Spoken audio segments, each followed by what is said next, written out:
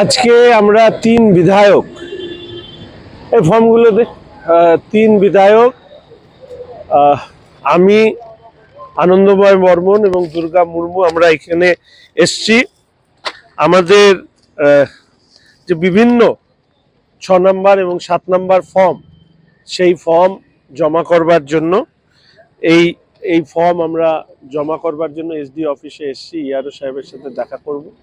আমি আশা রাখি যে আমার সাথে আনন্দ এখন চলে এসছে, দুর্গাও আসবে।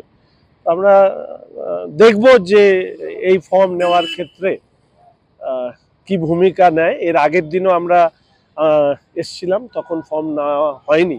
আজকে কি ভূমিকা গ্রহণ করে ইয়ারও দপ্তর, সেই জন্য আমরা এখানে এসেছি। একদম রাজ্যের সরকারের তোষামত করা, শাসক দলের তোষামত করতে গিয়ে মেরুদণ্ডটাই বিক্রি করে ফেলেছে। কিছু কিছু ক্ষেত্রে বিএলএরা অকারণে তারা বিভ্রান্তি তৈরি করেছে, জীবন্ত লোককে মৃত দেখিয়েছে। আবার এর পাশাপাশি এখন 6 নম্বর 7 নম্বর ফর্ম তারা রিসিভ করতে তারা অস্বীকার করছেন, অ্যাকনলেজমেন্ট দিতে চাইছেন না।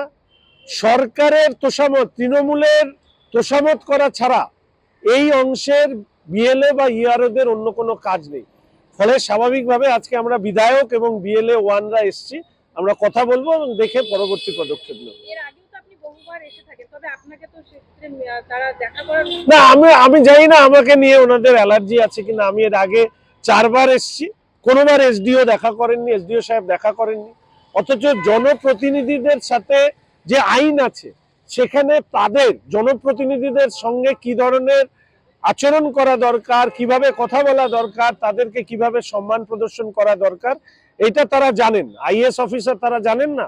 কিন্তু ওই যে বললাম, মেরুদণ্ড না থাকলে যা হয়।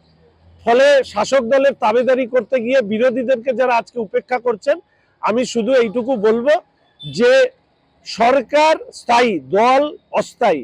আজকে যে দলের সরকার আছে আগামীকাল সেই দলের সরকার নাও থাকতে পারে।